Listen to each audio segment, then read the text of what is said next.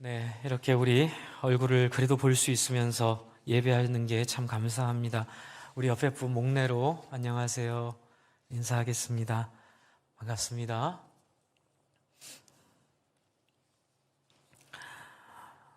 참 이번 주에는 참 설교하기가 준비하기가 참 어려웠습니다.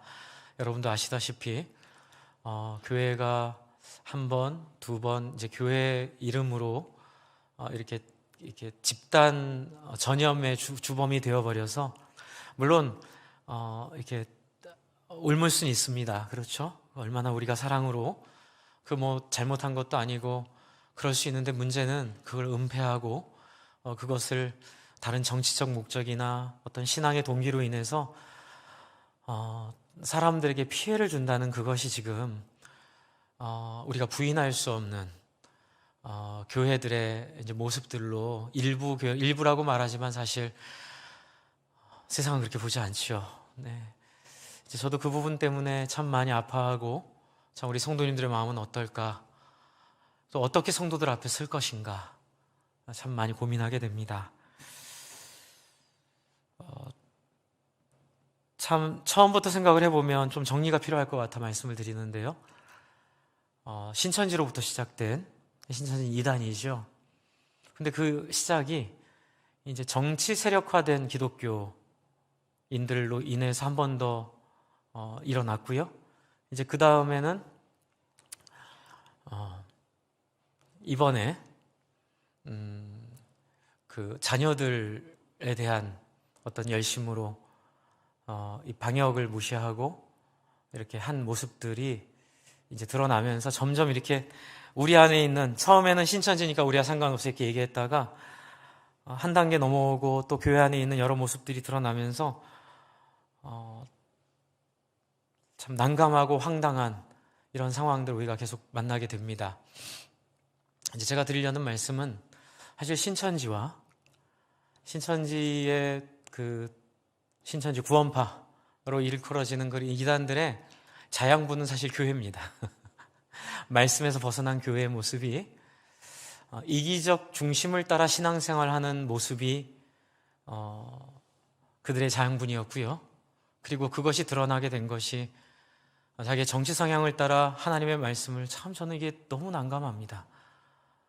참 이 종교인들이 정치에 이렇게 열심을 내고 이렇게 막 이렇게 하는 걸 보면 이게 이제 그 본질도 하나예요. 뭐냐면 자기가 원하는 신앙, 내 취향에 맞는 신앙. 그러니까 누군가의 어떤 진리에 나를 굴복하는 게 아니라 내가 원하고 내가 기뻐하는 걸 이루어주는 신앙으로 이제 한국 교회가 그동안 이렇게 잘못되어 온 모습을 극명하게 보여준 거예요. 그리고 이번에 지금 이제 좀 더 들어왔죠. 들어온 그 IM 선교회라고 하는 그 모습도 사실 성경에서 떠났기 때문에 그런데 이 신천지나 그리고 그 잘못된 그 정치 세력화된 교회나 또 지금 이 IM 선교회를 관통하는 하나가 있습니다. 그게 뭐냐면요, 신사도주의라는 거예요. 여러분 어렵죠? 신사도주의. 신사도 운동. 말은 어려운데 쉽게 말하면 이겁니다. 하나님 말씀 있지만 내가 받은 계시도 하나님 말씀이야, 이렇게 주장하는 거예요. 그게 신사도. 성경에 기록된 사도의 권위를 넘어서는 또 다른 하나님의 진리가 있다고 주장하면서 자기가 하고 싶은 대로, 자기가 원하는 대로 신앙이라 주장하는 그 분위기가 여러분 다른 게 아닙니다. 은사주의 운동, 그리고 성령 운동의 잘못된 형태. 그래서 교회 생활을 하는데 말씀에 따라하지 않고 내 경험에 따라하는 거예요. 이러면 이제 얘기가 달라지는 거예요. 저도 신앙생활을 많은 부침을 겪으면서 해봤는데 제가 경험한 경험 속에서도 저도 처음에 물론 그런 영적인 증거나 은혜에 참 기쁨으로 참 신앙생활을 했지만 곧 제가 이렇게 이상해지는 걸 제가 느꼈어요. 이제 그때 저를 잡아주신 분이 바른 신학을 한 우리 전도사님께서, 목사님들께서, 신학이 중요합니다. 신학을 통해, 신학은 다른 거 아니에요. 수천 년의 역사를 통해 우리와 똑같은 100년을 못 사는 인생들이 여러 번 살아본 거를 정리한 거예요. 살아보고 경험해 봤더니 대부분 이렇게 실패하더라. 그리고 일부는 이렇게 성공적인 삶을 살았더라. 그래서 우리는 미련하게 실패한 인생을 반복하지 말고 성공적인 인생을 살라라고 말하는 게 신학의 역할이죠. 그건 바로 하나님 말씀을 넘어가지 말라는 거예요. 여러분, 제가 말씀드린 신천지나 또 그런 기독교의 이름을 가졌지만 이렇게 정치적이 세력화하고 또 한편으로는 또 아이들을 중심으로 이렇게 하는 것 안에는 뭐가 있냐면요, 내가 있습니다. 내 중심의 신앙생활. 예수를 믿어도 내가 잘 돼야 되고 내가 성공해야 되고 내 아이들이 잘 돼야 되고. 그래서 이 IM 선교회가 갖고 있는 문제 중에 하나는 신앙과 복음은 껍데기일 뿐이고 그 안에는 내 자식이 싼 가격에 유수한 대학에 들어갈 수 있다는 유혹이었어요. 저는 그게 나쁘다고 보지는 않습니다. 공부 잘해서 좋은 대학 가기를 바랍니다. 여러분의 자녀들이 다 그렇게 되기를 바랍니다. 하지만 오병이어를 보고 오는 자들을 피하신 예수님의 그 마음처럼 그것이 주가 되는 순간 우리는 신앙의 자리에서 떨어져 버리게 돼요.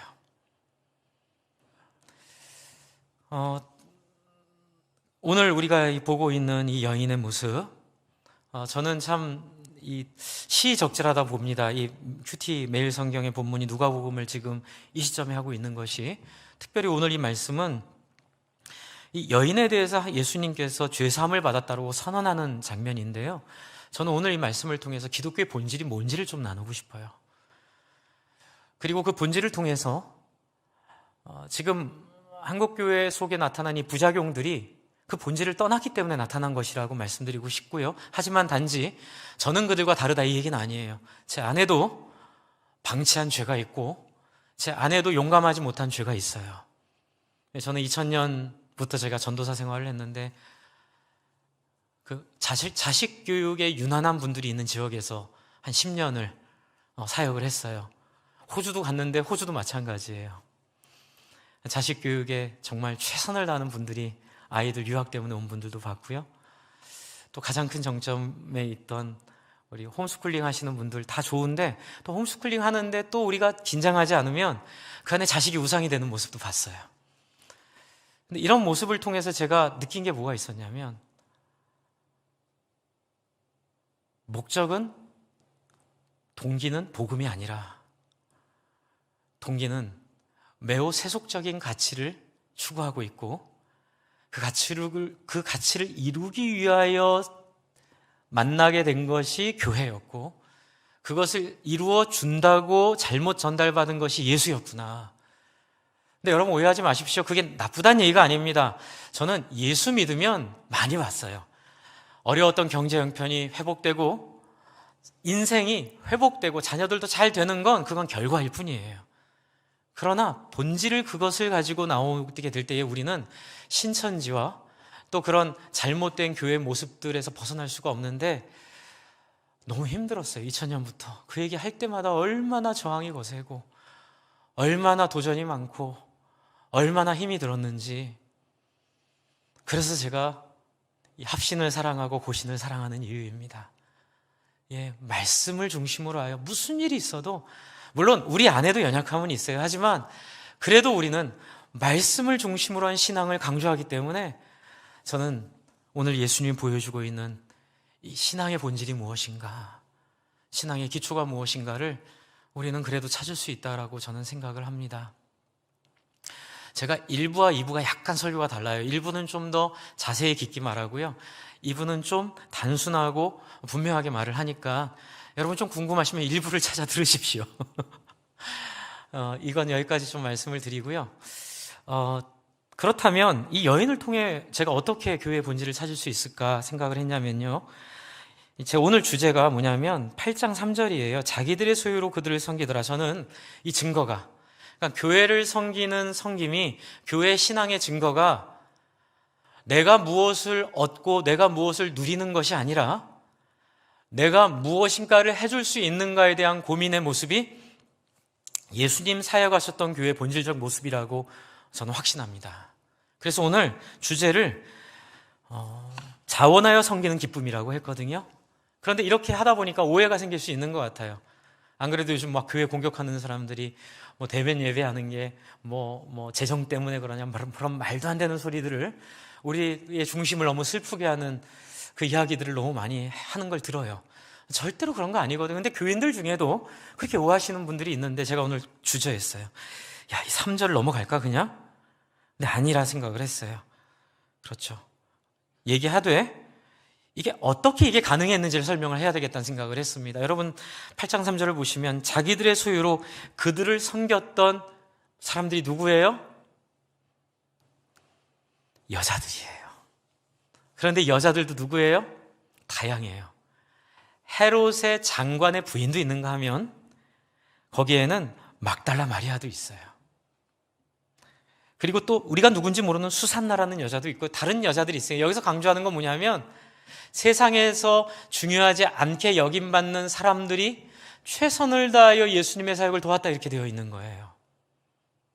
그리고 그 위에 또 누가 있죠? 12제자가 나오죠. 12제자 면모 여러분 아시죠? 12제자 중에 여러분 뭐 그 당시에 유력한 사람들이 있었나요? 없었어요. 12제자들의 면면은 다 어부, 세리, 세상에서 소위 말하는 손가락질 당하거나 이렇게 낮게 여김을 받았던 사람들이 다 12제자들 속에 있었어요. 그들도 얼마나 이렇게 낮았나요, 사람들이? 그런데도 불구하고 이들의 도움을 통해 하나님 나라를 이루셨는데 이들의 도움의 핵심을 보여주는 게 4장 48절부터 50절에 있는 이 내용이 이 8장에 나와 있는 예수님을 따르는 사람들의 중심을 보여주고 있어요. 그게 뭔지를 잠깐 설명을 드릴게요.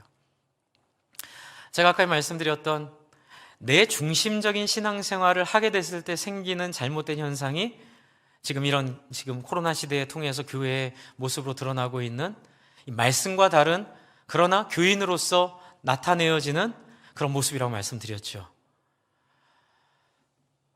예수님은 전도하실 때 어떻게 하셨을까요? 예수님 전도하실 때 그런 사람이 올 수 없는 구조로 전도하셨어요. 이게 무슨 얘기냐면 자기가 얻기 원하는 것을 얻기 위해 신앙생활하는 사람들은 나오지 못하도록 예수님의 전도의 방법을 쓰셨어요. 그게 뭘까요? 예수님은 소문을 통해 일하셨어요. 여러분 누가복음이 굉장히 우리한테 이렇게 알려주는 바가 많은데요. 누가복음을 여러분 공부해 보시면 누가복음에는 예수님의 전도 방법이 명확하게 나와 있습니다. 그게 뭘까요?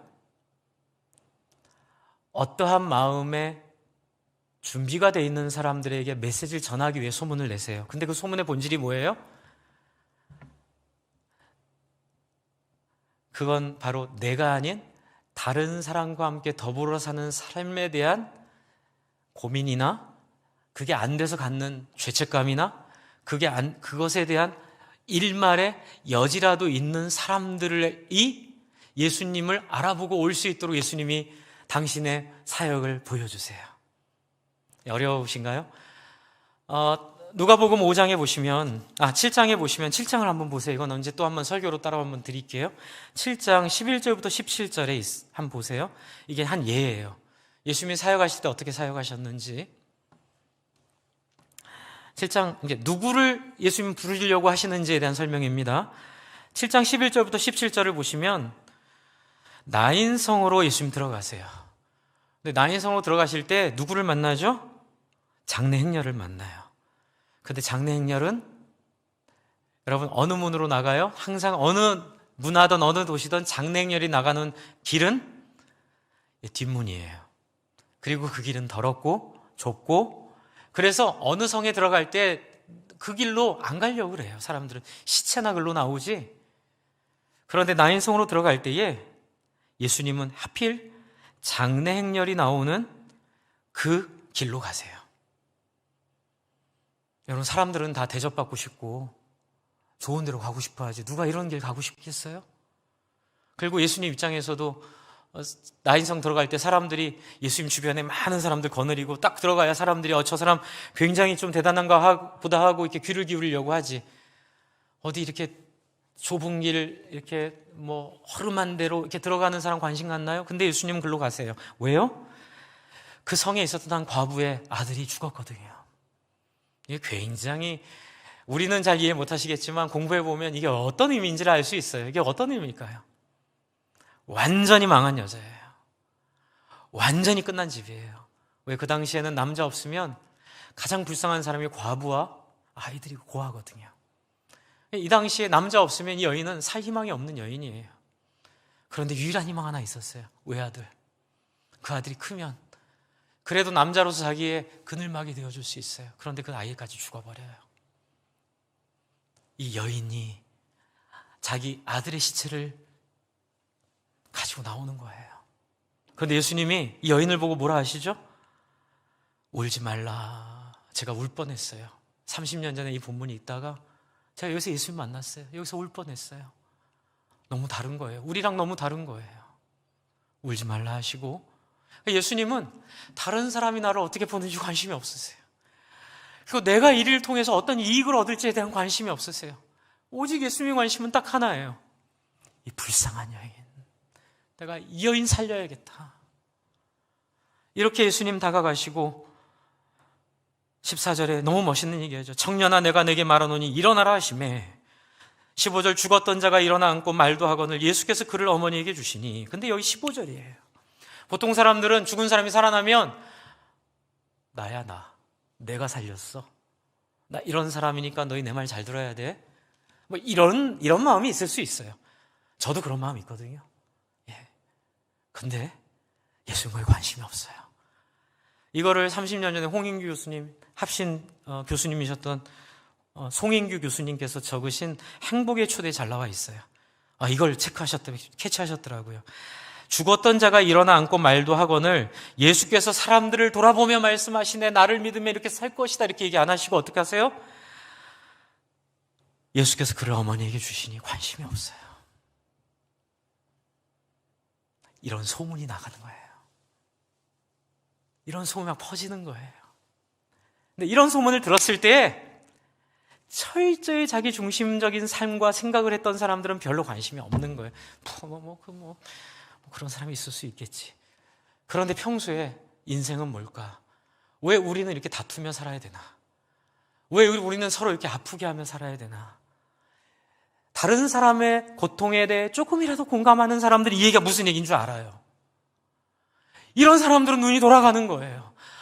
아니, 자기 이해관계를 따라 살지 않는 사람이 있다고? 그런데 그 사람이 죽은 자를 살렸다고? 그런데 살렸는데 그 사람의 관심은 오로지 그 살린 아이의 엄마에게 있었지. 그걸 가지고 자기가 이름을 내려고 한다거나 다른 사람에게 과시하려고 하지 않는 그 모습이 이 사람들한테 충격이 되는 사람들이 있을 거라고요. 예수님은 소문으로 일하세요. 하나님은 말씀으로 일하세요. 우리가 말씀을 읽는 것도 예수님의 소문을 보는 거예요. 수많은 무리들이 줄지어 그분을 보기 위해 따르네. 갈릴리 바닷가를 걸어 다니시며 한 번도 본 적이 없는 인생, 한 번도 경험해 본 적이 없는 사람. 그러나 여러분, 인간의 마음속에는 하나님의 형상이기에 우리 안에 흔적이 있어요. 윤리와 도덕과 바른 것과 인간의 품위와 인간다움에 대한 생각은 우리 안에 있어요. 그런데 그런 것들은 현실성 없는 이상적인 생각이 뿐이었어요. 그런데 그 현실성 없는 이상적인 생각을 현실로 보여주신 분이 오니까 사람들이 미치는 거예요.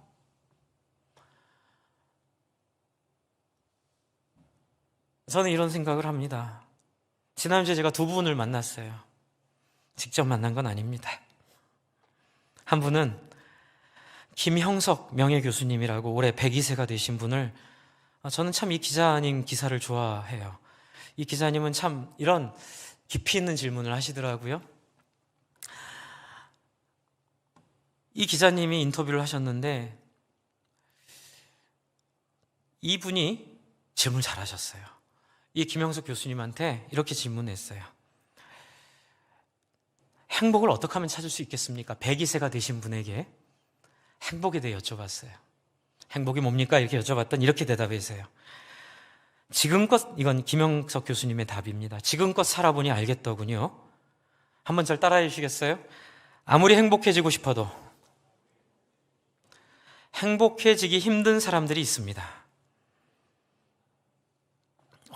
답이 참 이렇게 굉장히 좀 특이했어요. 행복이 무엇입니까? 어떻게 하면 행복하겠습니까? 라고 물어봤더니 102년을 살아봤더니 깨닫게 된 게 사람에겐 두 부류가 있다는 거예요. 행복해지고 싶어도 행복해질 수 없는 사람. 그래서 물어봐요. 그들이 누굽니까? 그러니까 이제 이 교수님이 이렇게 얘기해요. 크게 보면 두 부류입니다. 첫 번째, 정신적 가치를 모르는 사람이 한 부류를 해요. 행복해질 수 없는 부류예요. 그분 누구예요? 물질적 가치가 행복을 가져다 준다고 믿기 때문에 그래요. 그래서 평생 자기가 갖고 싶은 것만 쫓다가 살다 끝나는 사람들이에요. 가령 복권에 당첨된 사람들이 있어요. 그 사람이 과연 행복하게 살까요? 오늘 아침에 잠깐 이렇게 포털을 봤더니 요즘 기류가 주식 투자해가지고 한 건 크게 땡겨가지고 부동산이나 주식 해가지고 40세 은퇴하고 40세부터 그 번 거 가지고 놀면서 행복하게 살고 싶은 사람들이 너무 많다. 이게 이제 오늘 아침 이제 기사였는데 그 얘기는 워나벨 해가지고 한 10년 전부터 우리 젊은 사람들 속에 이렇게 많이 있었던 하나의 꿈이었죠. 근데 거기는 행복이 없다고 얘기하는 거예요. 평생 먹고 살 거를 벌어서 놀면서 사는 인생이 행복이 아니라고 얘기하고 있는 거예요. 왜요? 정신적 가치를 모르는 사람이 많은 물건을 가지게 되면 오히려 불행해지고 말더라고요. 돈이 나쁘다는 얘기 아니에요. 오해하지 마세요. 여러분, 제가 예전에 한번 이렇게 너무 비싼 차, 비싼 백, 비싼 거에 이렇게 몰입하지 말라 그랬더니 오해들 하시더라고요. 목사님은 아니에요. 저도 좋은 차 좋아해요. 저도 좋은 거 보면 좋아요. 근데 제 얘기는 뭐냐면 자기의 에너지를 거기에 완전히 밀어넣지 말란 얘기예요. 무리해서 하지 말란 얘기예요. 그냥 영끌하지 말란 얘기예요. 영끌할 만한 가치가 없어요. 하지만 저는 저희 성도님들이 좋은 차, 능력 있게 일하셔서 좋은 차 다 타고 다니시면 좋겠어요. 좋은 집에 사셨으면 좋겠어요. 좋은 거 갖고 다니셨으면 좋겠어요. 하지만 사람마다 벌이가 다르듯이 각자에게 주어진 것들을 이제 이 김영석 교수님이 그 얘기를 해요. 행복은 자기에게 가진 것에 대한 만족이라고 얘기하고 있어요. 자기가 가진 것에 대한 만족이고요. 비교하지 않는 기쁨이라고 얘기하고 있어요. 여러분 지금 이 얘기가 아까 예수님의 소문이랑 굉장히 밀접한 관계가 있으니까 어떤 관계가 있는지 잘 생각하면서 들어보세요. 굉장히 밀접한 관계가 있습니다. 사실 제가 지난주에 이걸 만나면서 제가 20년 전에 이런 느낌을 가졌거든요. 내가 맞았구나. 죄송합니다. 내가 맞았구나 이 생각을 한 거예요. 저를 지지해 주는 분이 한 분 생기신 거예요. 죄송합니다. 이렇게 말씀드려서. 그러면서 이분이 뭐라고 하시냐면 만족, 행복을 어떻게 하면 알 수 있습니까? 이렇게 물어보니까 이제 이 얘기를 하세요. 정신적 가치를 아는 사람, 정신적 가치가 있는 사람은 만족을 합니다. 그런 사람들이 행복한 삶을 살더라고요. 정신적 가치를 모르는 사람이 명예나 권력이나 재산을 거머쥘 때도 있습니다. 그런데 결국 불행해져요. 명예와 권력, 재산으로 인해 오히려 불행해지고 말더군요. 지금 우리 애도 그런 사람이 많이 있습니다. 그러면서 이제 이분이 이렇게 얘기하세요. 행복하고 싶은데 행복할 수 없는 삶, 정말 그것은 비극입니다. 근데 사람들은 행복하고 싶은데 행복하지 않은 길로 자꾸 간다는 거예요. 물질 행복이 있는 줄 알고.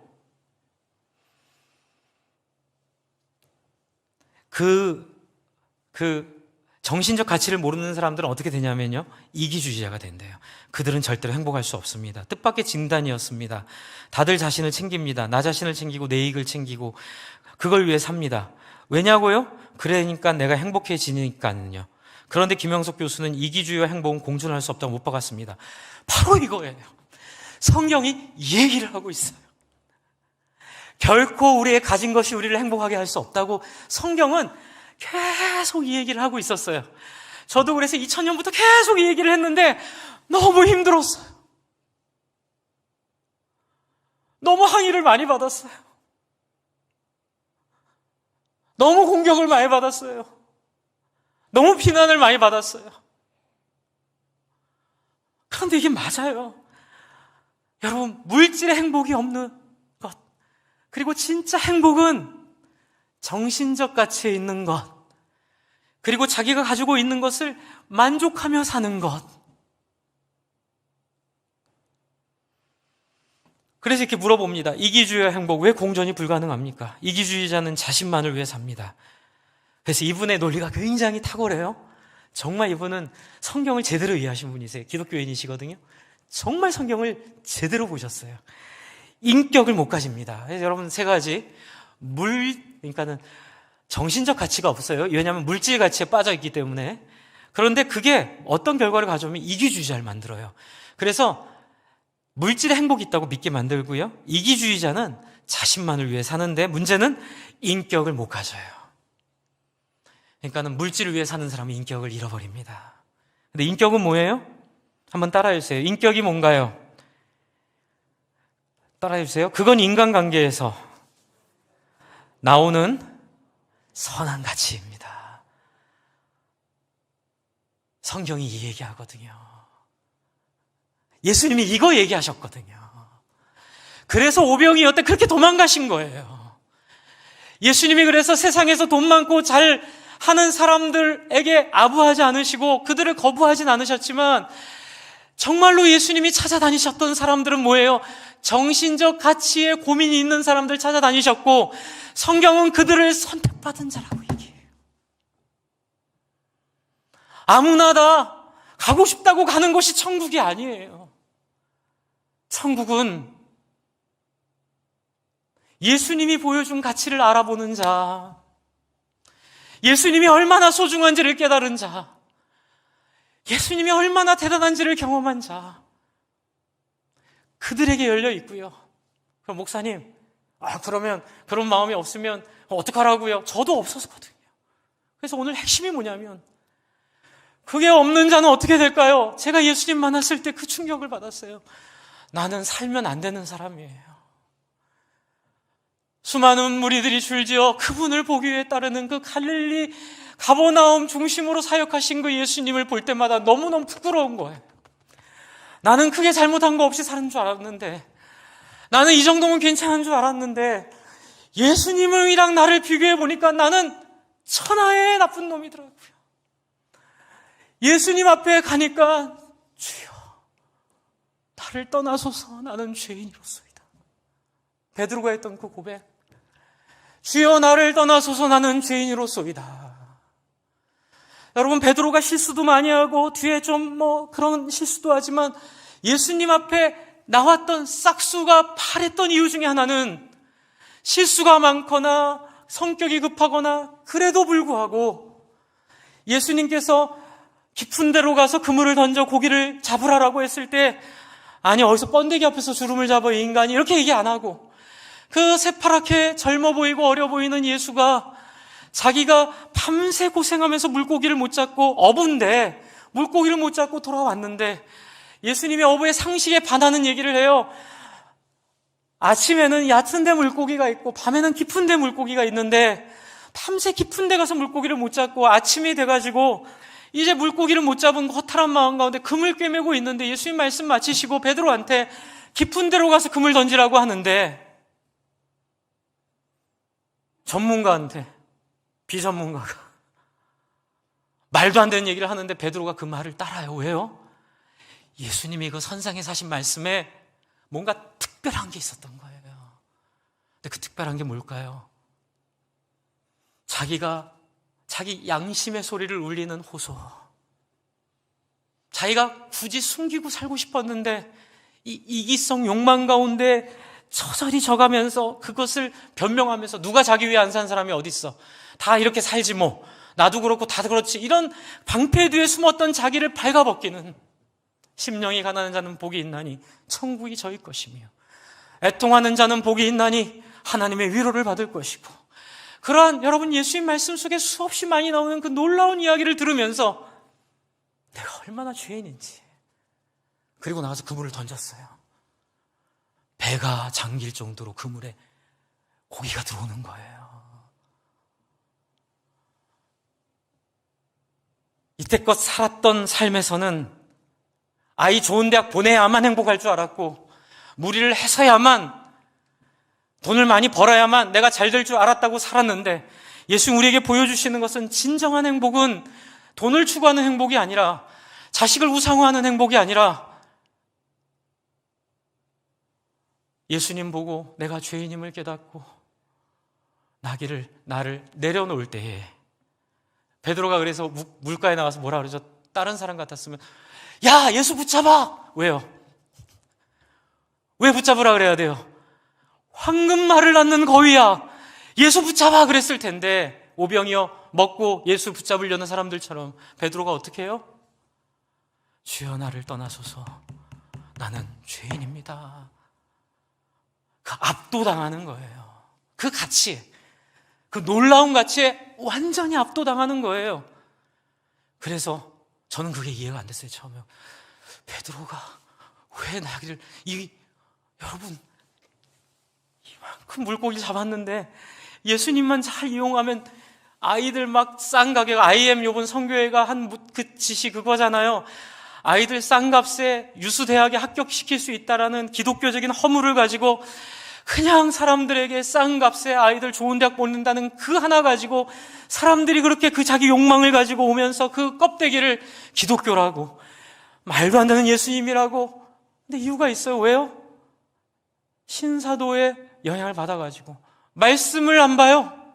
자기가 기도하다가 딱 감동받으면 그게 진리라고 착각하는 거예요. 아니죠. 아무리 우리가 기도를 하다가 은혜를 받아도 말씀이랑 비교해보고, 말씀 안에 있으면 은혜이고 말씀 밖에 있으면 버려야 될 줄로 믿습니다. 이게 말씀 중심의 신앙생활이에요. 오직 성경. 하나님은 우리의 타락함을 잘 아시기 때문에 신사도 그런 거 안 주셨어요. 내가 방언한다고, 내가 신유의 은사가 있다고, 내가 뭐 한다고 내가 법이야. 지금 그게 한국교회를 이렇게 힘들게 하는 교회의 타락된 모습이잖아요. 나는 아니야 이 얘기는 하고 싶지 않아요. 저도 그 앞에 책임이 있고, 제가 좀 용기가 없어서 외치지 못했어요. 제가 용기가 없어서, 제가 잘릴까 봐 용기가 없어서 제가 그래서 과감하게 말하지 못했어요. 이제 제 안에 그 회개가 있어요. 또한 저도 그렇게 살지 못해요. 하지만 말씀이 옳은 줄 알고 내 안에 정신적 가치가 약함을 인정하고 그것을 부끄럽게 여기는 마음은 가지고 있어요. 여러분이 여인과 바리새인의 차이가 뭘까요? 이 여인과 바리새인을 나누는 자리가 뭘까요? 여러분, 바리새인도 잘했어요. 이 얘기는 다음 주에 내 밭에 대한 비유를 통해서 제가 설명을 좀 드릴게요. 그리고 일부에서 좀 설명을 드렸으니 궁금하신 분들은 일부를 좀 들으시고요. 이 바리새인과 여인의 차이가 나요. 바리새인도 나쁜 건 아니에요. 바리새인도 승진 포기하고 자기 은퇴 뒤에 연금 받을 거 아마 다 포기했을 거예요. 왜요? 예수를 자기 집으로 모셨거든요. 뭔가 예수에게 특별한 걸 느꼈어요. 그런데 이 바리새인이 가야 될 길이 남아 있는 거예요. 근데 그 가야 될 길을 누가 보여줘요? 이 여인이 보여줘요. 이 여인이 어떻게 했어요? 예수님이 앉아 있는 거 보고 와서 울고 자기 모를 향유가 한 2천만 원 정도 된대요. 이 여인은 아마 행실이 바르지 못한 여인이, 아마 돈이 없어서 그런 일을 했을 수도 있어요. 근데 돈이 없는데도 불구하고 자기가 그렇게 험한 일을 통해서 번 돈으로 모은 그 향유를, 어쩌면 이 여인이 새 출발을 하려고 아껴둔 향유일 수도 있어요. 결혼식 때 쓰려고 아껴둔 향유일 수도 있는데, 이것저것 계산하지 않고 자기 앞에 나타난 그 예수 그리스도에게 자기가 옷을 붓는 거예요. 그런데 이 바리새인은 갈 길이 멀다 그랬잖아요. 이 바리새인이요, 길가예요, 길가. 제가 그냥 말씀드리면 다음 주에 설교하려고 하는 4가지 밭의 비유를 왜 8장 4절부터 하셨는가 하면, 앞에 있는 이 바리새인, 이 여인, 그리고 나와 있는 제자들, 그리고 마지막에 나와 있는 여인들을 4그룹에 대한 저는 상징이라고 보고 있어요. 어떤 학자도 그렇게 보고 있고요. 여러분, 우리가 가야 될 1단계 바리새인까지 올 수 있어요. 잘 오셨습니다. 이것도 훌륭한 거예요. 저희가 지난주에 바리새인 칭찬했잖아요. 저는 사명의 교회에서 사역하게 된 게 하나님의 인도라고 믿어요. 왜냐하면 이름이 너무 어마어마한 이름이에요. 사명의 교회가. 전 세계에 사명의 교회라는 한글 이름 가진 교회는 한 교회밖에 없어요. 그래서 저는 다른 분들한테 교회 소개하기가 좋아요. 네이버나 다음 구글에 검색하시면 딱 하나 드는 교회가 저희 교회입니다. 그런데 등록하시는 분들 얘기 들어보면 3번, 4번 고민하고 등록하셨대요. 왜요? 사명의 교회라서. 우리 원로 목사님 이름을 얼마나 탁월하게 지신지 몰라요. 여러분, 사명의 교회이기 때문에 기본적으로 여러분, 우리 함께 하시는 분들은 이 고민하고 등록하셨을 거라고 저는 생각해요. 축복의 교회, 대박의 교회, 자녀 형통의 교회, 그렇죠? 장수의 교회가 아니라 우리 교회는 내가 무엇을 얻을 것인가, 내가 무엇을 누릴 것인가에 대한 관심을 아예 교회 이름에서부터 상징적으로 차단을 해주셨어요. 저는 이 교회에서 사역하는 게 너무 영광스러워요. 주 안에 사랑하는 성도 여러분, 이제 바리새인까지 오신 거예요. 근데 바리새인은 머무르면 안 돼요. 바리새인과 여자의 차이는 뭘까요? 네, 이 김영석 교수께서 얘기하셨던 그 마음이에요. 인간, 우리 속에 숨겨주신 하나님, 우리 마음 속에 주신 그 다른 사람을 볼 때 연민의 마음, 불쌍히 여기는 마음, 그리고 왜 인간으로서 갖게 되는 고민들 있잖아요. 막 제가 쓰레기 함부로 버리고 싶다가도 그런 생각을 해요. 내가 함부로 버렸다가 다른 사람도 나처럼 다 버리면 우리는 쓰레기통에 살게 될 거야. 그래서 못 버려요. 제가 안 버리는 이유는 율법 때문이 아니라 제가 안 버리는 이유는 상상하기 때문에 그래요. 그리고 제가 가끔 개똥도 주워요. 가라면서 개똥도 줍고 또 담배꽁초도 줍고 손이 이제 더러워지니까 못할 때도 있지만 제가 하면은 이렇게 부서져 있으면 제가 구청에도 연락하고, 이유는 뭐냐면 내가 이렇게 해야 다른 사람들이 이렇게 할 거라는 기대 때문에 그래요.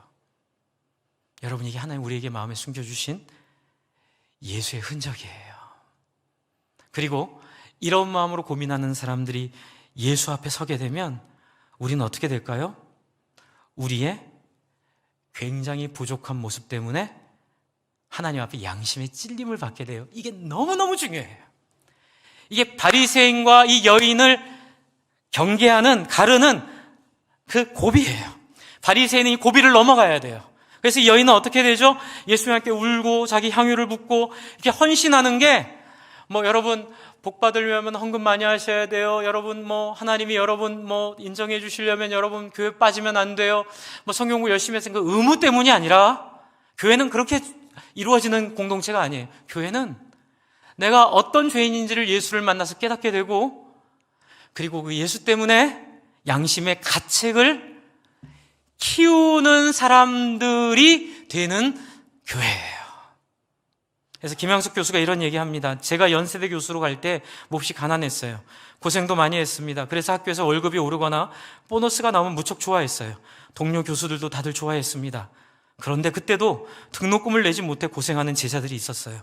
그런데 스승이라는 사람이 자기가 월급 올랐다고 좋아한 겁니다. 그게 교육자 도리가 아니잖아요. 자기가 그랬다는 거예요. 그 생각을 하면 지금도 미안하고 부끄럽습니다. 행복하지 않습니다. 무슨 말인가 하면 행복은 함께 더불어 사는 하나님 닮은, 이건 제가 넣습니다, 공동체 의식이지 단독자인 나만을 위한 게 행복이 아니더군요. 그래서 이분은 행복을 정의할 때 선한 가치, 다른 사람을 향한 선한 가치, 다른 사람을 향한 선한 태도라고 얘기하고 있어요. 여러분, 인류 역사 어느 누구와 큰 소리 많이 쳤고 책도 많이 내고 다 스승이라고 말하지만 이 인간의 근본적인 욕망과 욕구를 넘어선 사람이 누가 있습니까? 그런데 예수는 그거 하셨어요. 보란듯이 40일을 굶주리고 사탄이 네가 만약 하나님의 아들이거든 이 돌을 명하여 떡이 되게 하라 라고 하는 그 유혹 앞에 뭐라고 하죠? 내가 굶어 죽을지언정 사람이 떡으로만 살 것이 아니요 하나님의 입에서 나오는 모든 말씀으로 살 것이니라. 목숨을 바칠 만한 가치를 찾는 자, 그는 행복할 것입니다. 초등학교 때 제가 미션 스쿨을 다녔어요. 저는 교회를 몰랐고, 그런데 그 김학봉 목사님이라고 계세요. 북한에서 내려오셔서 그 초등학교 미션 스쿨을 계속 담당하셨던 그분 설교가 아직도 제 귀에 남아있어요. 초등학교 때인데 바로 이 얘기였어요. 왜 인간 중에는 누구는 행복하고 누구는 불행하고. 그래서 그때 제 어린 마음에 그런 마음이 있어요. 야, 참 내가 내 목숨을 바칠 만한 가치를 찾으면 행복하겠다. 그리고 억지로 기도시켰죠. 그러니까 기도할 때 제가 그런 기도한 기억이 있어요. 초등학교 때 하나님, 제 목숨을 바칠 만한 어떤 답을 좀 찾으면 제가 행복할 것 같아요. 이런 기도를 제가 했고, 그걸 고등학교 때까지 기도했어요. 정말 목숨을 버려서도 아깝지 않을 진리, 목숨을 버려서도 내가 기꺼이 이루고자 하는 꿈이 나에게 필요하지 않을까? 근데 그게 지나고 보니까 성경에 있더라고요. 그게 하나님이 주신 마음이에요. 저와 여러분 안에 이 마음으로 사람들 전도하는 교회 되기를 바랍니다. 이 마음으로 사람들에게 보여주는 교회 되기 바랍니다. 진짜 나쁜 전도는 뭐냐면요, 교회 사람 많이 데리고 와야 된다 그래가지고 막 경품 걸고 상품 걸고 전도왕 뽑으면 막 금 5돈 주는데, 그거 하려고 가가지고 사람들에게 예수 믿으면 행복해져요. 그 정도는 괜찮죠. 예수 믿으면 병이 나아요. 예수 믿으면 자식이 잘 돼요. 예수 믿으면 나처럼 부자가 돼요. 자꾸 그런 식으로 전도하는 게 이 예수님에게 올 사람은 못 오게 만들고, 그런 사람들은 그런 교회 안 가요. 고귀한같이 인간의 행복이 무엇인지, 다른 사람과 더불어 사는 삶을 누리는 사람들에게는 너무 그게 천박해 보이고 그게 너무 달라 보이는 거예요. 그런데 우리 예수님을 그렇게 오해하게 만드는 거예요. 그러니까 이 코로나 상황에서도 이웃 생각하지 않고, 여러분, 예배가 뭐예요? 다른 사람 살리는 하나님을 우리가 높여드리고 경배하는 거잖아요. 근데 코로나 걸려서 여러분, 아버님들이 돌아가시고 어머님들이 돌아가시고 또 친구들이 죽고 이런 것들을 우리가 보게 될 때 어떻게 이럴 수가 있어요? 예배 온라인으로 해도 하나님 기뻐하실 거라고 저는 믿어요.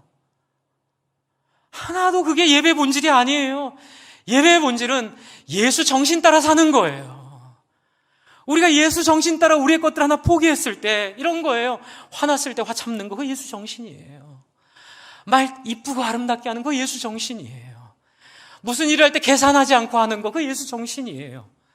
무슨 일을 할 때 내가 얻을 이해관계에서 떠나서 그냥 부어주고 그냥 사랑하고 그럼 안아주는 거, 그게 예수 정신이에요. 근데 그게 어디서 와요? 바로 이 여인에게 하신 8장 48절부터 50절에 있는 이 말씀 속에 있어요. 이 여자에게 이르시되 내 죄사함을 받으라 하시니 함께 앉은 자들이 속으로 말하되 이가 누구이기에 저도사 하는가 하더라. 예수께서 여자에게 이르시되 내 믿음이 너를 구원하였으니 평안히 가라 하시느니라. 이게 무슨 얘기일까요? 여기서 죄를 용서해 주신 걸까요? 아니에요. 이미 이 여인은 자기의 감동을 통해 죄사함을 받았어요. 그리고 그것을 본질적으로 예수를 사랑하고 존경하는 마음으로 쏟아내므로 이 안에서 예수님에게 인정을 받으셨는데, 이 선언은 이 여자를 위한 선언이 아니에요. 길가인 돌밭인 이 바리새인과 주변에 있는 사람들에게 하는 도전이에요. 이 여인은 이미 죄의 용서를 받았어요. 그래서 여러분 49절이에요. 함께 앉아있는 자들이 속으로 말하되 이가 누구에게 죄도 사하는가 하더라. 아이고 이 인간들아. 여기서 지금 이 사람들이 할 얘기가 49절이 아니거든요. 그런데 한 번도 다른 사람에 대한 고민을 안 해본 사람들은 이 얘기를 하게 돼 있어요.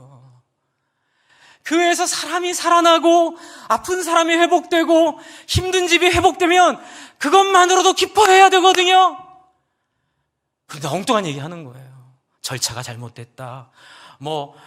재정이 너무 낭비됐다. 그게 아니거든요. 교회의 영광은 거룩한 낭비를 할 때도 있어요. 교회의 영광은 사람 살리기 위해 내 목숨도 주기로 하는데, 교회의 영광은 사람 살리기 위해 존재하는 건데, 지금 이 49절에 있는 이 사람들은 아직 그걸 못 깨닫고 있어요. 예수님은, 전 너무 예수님 좋아요. 왜냐하면 이런 자들에게조차도 예수님이 기회를 주시거든요. 이 돌과 같은 바리새인들에게, 이 여인을 통해 너희가 말하는 구원이 무엇이냐? 너희가 알고 있는 율법이 아니라, 너희가 누리고 있는 권력이 아니라, 너희가 누리고 있는 사람들의 평판이 아니라, 용서받은 자의 눈물, 용서받은 자의 자원함, 용서받은 자의 섬김, 용서받은 자의 증거니라.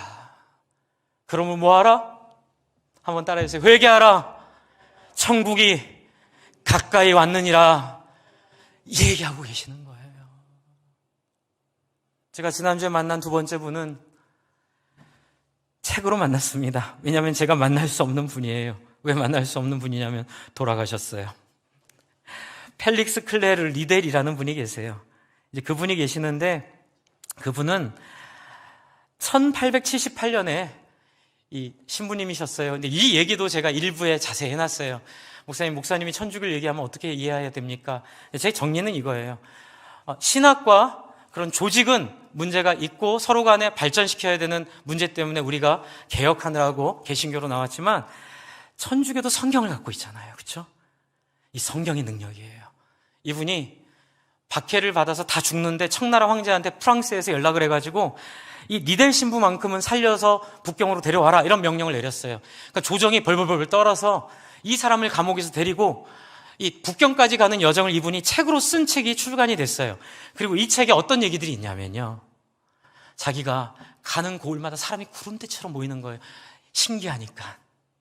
그런데 이상한 사람도 있었는데 그 중에 여기까지 왜 와서 고생하냐고 물어봐서 자기가 돈 벌려고 하는 게 아니라 사람이 하나님의 백성으로 살아가는 도리를 알려주려고 왔다고 얘기를 했을 때 저는 여기서 굉장히 감동받았어요. 반응하는 사람들이 있었다는 거예요. 그리고 그 사람들이 자꾸 듣고 싶어 한다는 거예요. 도둑질하지 말아라. 다른 사람을 너처럼 소중히 여겨라. 다른 사람과 더불어 살아라. 이 얘기했더니 더 들려달라고. 근데 이분이 보냈대요. 안 된다. 지금 다 죽잖아. 맞아요. 믿으면 다 참수당하는 거예요. 괜히 나한테 찾아와서 당신 생명을 잃지 말고 만약 필요하면 나중에 은밀하게 성경을 읽는 사람들 찾아서 배우지 나한테 오지 말라. 근데 어떤 사람이 끝까지 와서 배우겠다고 해서 알려줬는데 자기가 떠나고 나고 3일 만에 이 사람이 참수를 당했대요. 그러니까 이 신부 만나서 죽은 거예요. 그런데 이 신부가 굉장히 소중하게 여겨요. 이 땅을 떠나면서 이렇게 고백해요. 하나님, 이 민족 가운데 이렇게 예비된 사람이 많은데 자기만 먹고 살려고 그렇게 노력하는 사람도 있지만 그 가운데 인간의 바른 도리, 사람이 어떻게 사는 것이 옳은 것인지, 다른 사람과 어떻게 더불어 사는 것이 옳은 것인지를 목말라 하는 사람이 이렇게 많은 것인데 왜 나는 가야 합니까? 여러분, 저는 믿습니다. 이런 여인 같은 사람들 우리 가운데 많이 주실 줄을 믿습니다. 그리고 저와 여러분이 이런 여인 같은 사람을 찾아내는 게 바로 우리의 사명이에요. 이 지역에 다른 사람을 섬기고 다른 사람에게 선한 영향력을 미치는 선한 가치를 마음에 품고 있다가 예수를 만난 사람들은 이 여인처럼 감격하게 되고, 두 번째는 그렇지 못한 사람이라도 예수를 만나면 제가 아까 말씀드린 것처럼 회개하게 돼 있어요. 저는 미치겠더라고요. 예수 만나니까 저는 죽어야 돼요. 베드로처럼. 주님, 나를 떠나서 나는 죄인입니다 라고 회개할 때 예수님이 어떻게 해요? 예수께서 그에게 이르시되 내 믿음이 너를 구원하였으니 평안히 가라 하시니라. 할렐루야. 뭐예요? 인정하면 돼요. 내가 물질적 가치를 따라 살았다고 인정하면 끝이에요. 여러분, 이건 할 수 있잖아요. 여러분이 그런 마음이 없었어도 돼요. 하지만 이제 말씀을 들었으니까 내 안에 그런 가치가 없었다면 그런 가치를 달라고, 그런 가치 없이 사는 건 너무나 불행한 인생이라고, 너무나 예수를 모르는 인생이라고, 주여 나를 떠나서 나는 죄인이라고 고백할 때 그는 미쁘시고 오로사 우리 죄를 사하시고 우리를 모든 불의에서 깨끗게 하실 것이니 하나님이 역사하실 줄을 믿습니다. 그리고 8장 1절부터 제가 5분만 쓸게요. 5분만. 네, 8장 1절부터 보시면 여러분 그냥 아까 전에 한 얘기 반복하는 거예요. 예수님은 안 기다리세요. 바리새인이 변할 때까지. 그게 바로 좋은 밭의 비유의 핵심이에요. 여러분, 나쁜 밭으로 여겨졌으면 빨리 회개하시고 하나님 앞에 나오지 않으면 예수님 어떡하세요? 8장 1절. 그 후에 예수께서 각 성과 마을에 두루 다니시며 하나님 나라를 선포하시며 그 복음을 전하실세. 예수님, 나 없어도 예수님께 반응하는 사람들과 함께 하나님 나라 전하시는 분이세요. 더욱더 나를 겸손하게 하는 거죠. 하나님 나 구원 안 시켜주시고 견디시나 봅시다라고 싸우지 말고, 여러분 지금 회개하지 않으면 예수님 지나가실 수 있어요. 지금 예수님 붙잡지 않으면 예수님께 반응하는 사람들과 함께 8장 1절을 보세요. 12 제자가 함께 하였고, 2절 3절은 무슨 얘기예요? 12 제자는 그 당시 낮은 계급의 사람이었다고 그랬잖아요. 그런데 더 낮은 사람들, 여자들이 어떻게 해요? 탁월하게 예수님을 섬겨요. 무엇으로? 8장 3절 자기들의 소유로 그들을 섬기니라. 여러분, 이게 옥토예요. 여러분, 교회와 하나님의 나라는 용서받은 감격으로 내 모든 것들을 나누어주는 증거가 있는 사람들이 모인 곳입니다. 여러분에게 자원함이 있어야 됩니다. 소유로 섬기십시오 말하지 않아요. 그렇게 하고 싶지 않아요. 그러나 여러분에게 말씀드리고 싶은 건 여러분에게 도전되는 이 김영석 교수님의 이야기와 같이, 그리고 리델 신부가 말했던 것 같이 그런 사람들이 있다고요. 나는 그렇지 않다면 회개하고 예수님 붙잡으시라고요. 안 그러면 그 영광을 뺏길 수 있어요. 그래서 저는 죽을 때까지 이거 안 뺏기려고 저를 돌아보고 저를 회개하고 저를 쳐서 복종시키고 주님 앞에 어떻게 해서라도 이 영광스러운 사역에 동참하도록. 그런데 여러분, 놀라운 거 뭔지 아세요? 자기에게 손을 뻗치는 자를 하나님은 놓지 않으세요. 할렐루야. 그게 하나님의 섭리고 하나님의 약속이에요. 결코 당신에게 손을 뻗치는 사람은 죄인이라고 하여도, 여인이라 하여도, 그리고 여러분 3절에 보면 헤롯 청지기 구사의 아내 요한나는 뭘 의미해요? 그 당시 잘못된 정치 세력의 행정장관의 아내예요. 그런 사람이라도 하나님은 가리지 않으세요. 하나님 누구든지 다 구원하시고 누구든지 이 놀라운 하나님 나라에 함께 가도록 우리를 붙잡아 주시니. 주 안에 사랑하는 성도 여러분, 이 주의 말씀 앞에 나를 돌아보십시다. 내가 어떤 사람인지를 봅시다. 그리고 예수님께 살려달라고, 예수님께 용서해달라고, 나 예수님처럼 따라가고 싶다고, 예수님처럼 정신적 가치를 따라 진정한 행복을 누리고 싶다고 주님 붙잡는 저와 여러분 되시기를 바랍니다.